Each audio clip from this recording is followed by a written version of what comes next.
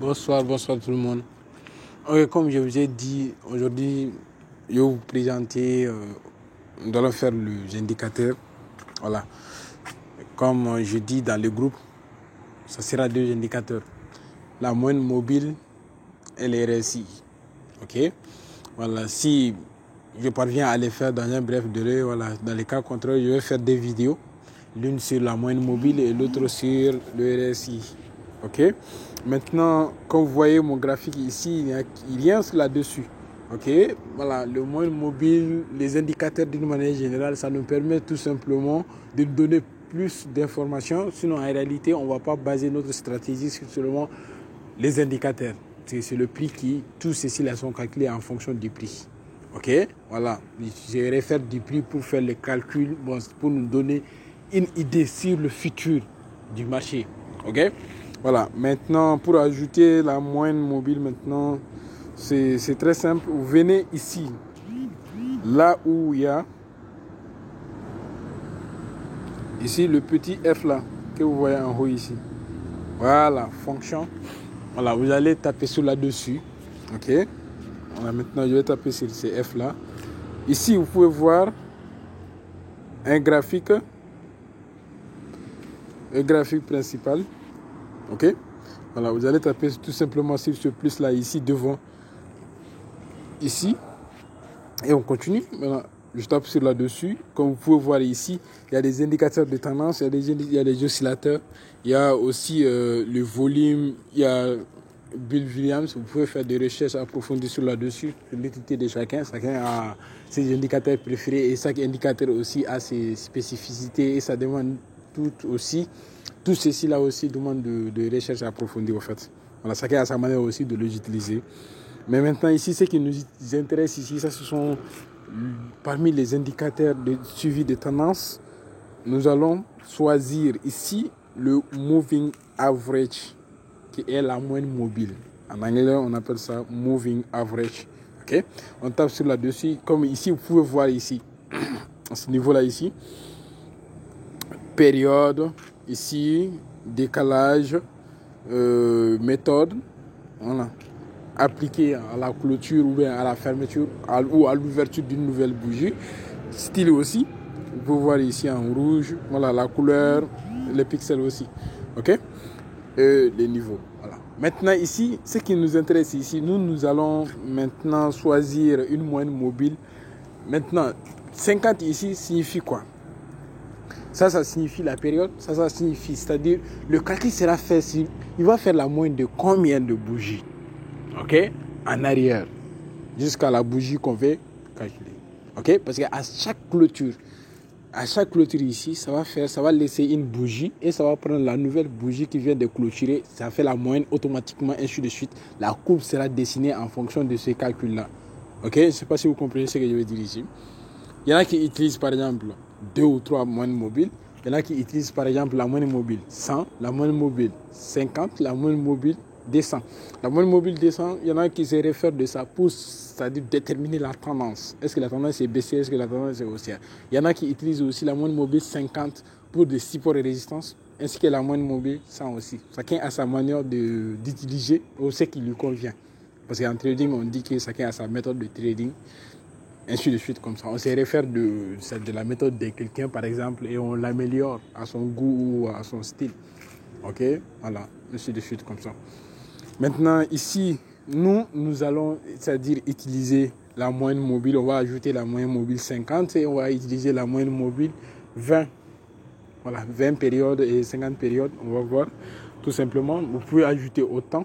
Voilà, je vais vous montrer après la moyenne mobile descend par exemple. Ce que ça fait, c'est que voilà, comment on peut travailler avec. Et la moyenne mobile 100 aussi, bon, si le temps me permet. Ok, maintenant ici la moyenne mobile 50, la couleur rouge, bon, c'est bon, pixel. Bon, ici, on peut prendre 4 aussi, que ça soit un peu grande. Et là, après, 50 périodes, close. Close ici, c'est comme vous pouvez le mettre, c'est-à-dire par exemple à l'ouverture, à la fermeture de chaque bougie.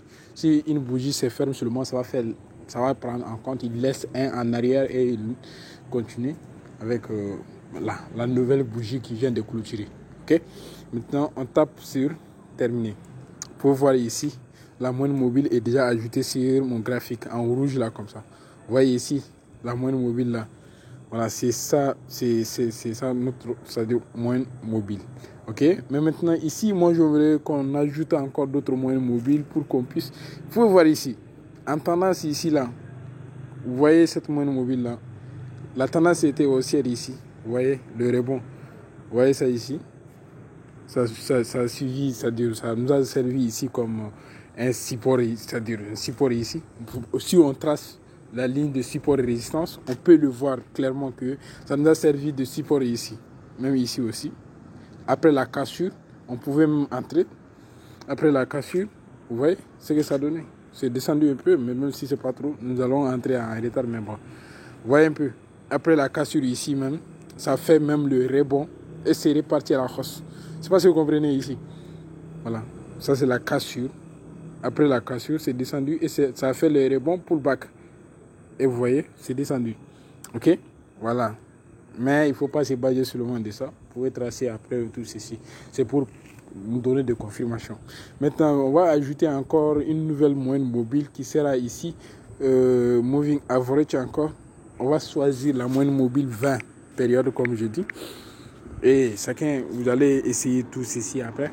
Voilà, moyenne mobile 50 et je vais changer la couleur.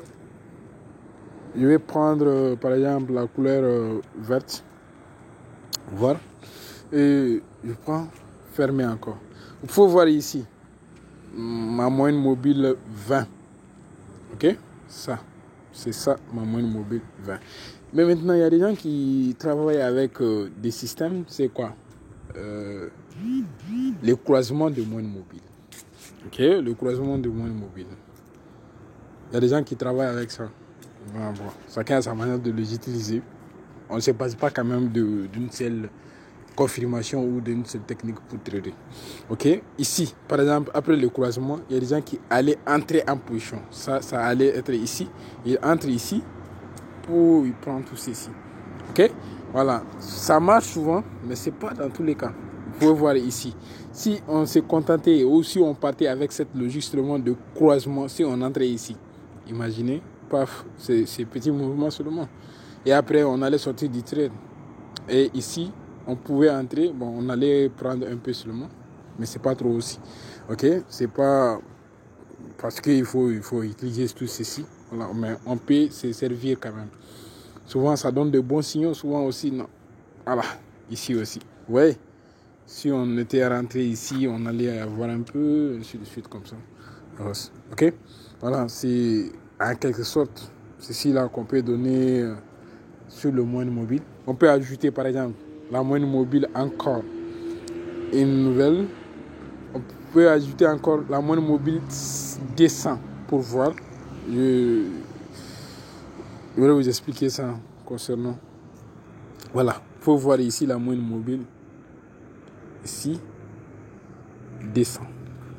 Maintenant, la moyenne mobile descend, il fait la somme, la moyenne de 500 de 200 dernières bougies à la clôture. Okay?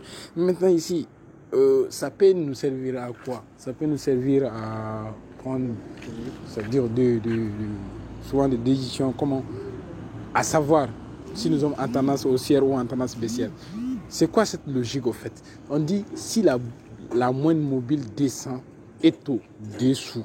Si c'est en bas du prix de la courbe, ça veut dire que en bas de nos bougies ou de nos courbes, je ne sais pas comment on peut spécifier ça de plus, on dit que nous sommes en tendance haussière.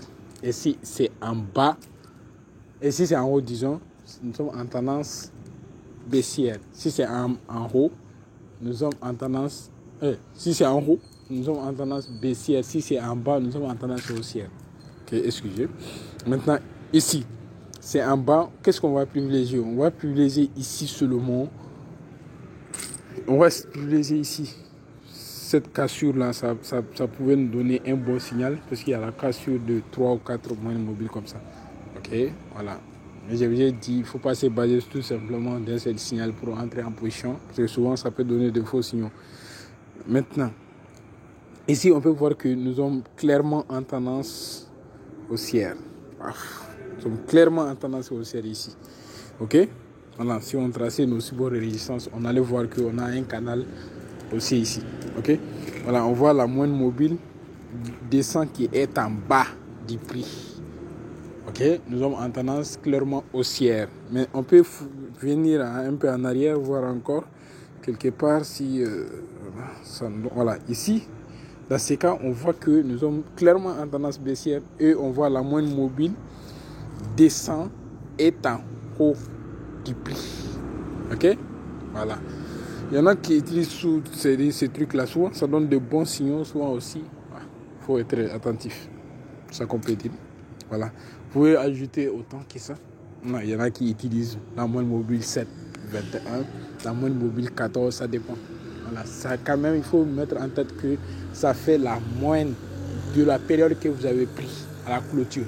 Si vous prenez 4, ça fait la moyenne des 4 dernières bougies à la clôture. Je ne sais pas si vous comprenez ce que je vais dire ici.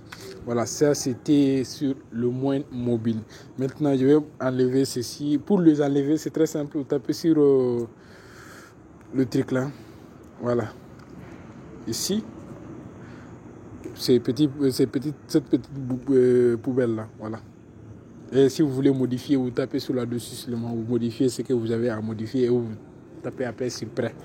Voilà. Maintenant, ça c'était sur le moyen mobile. Maintenant ici, nous allons maintenant voir quoi? RSI. Voilà. Là, ça c'est un peu trop. Je vais m'arrêter ici et après on va faire tout de suite là, le cas de RSI.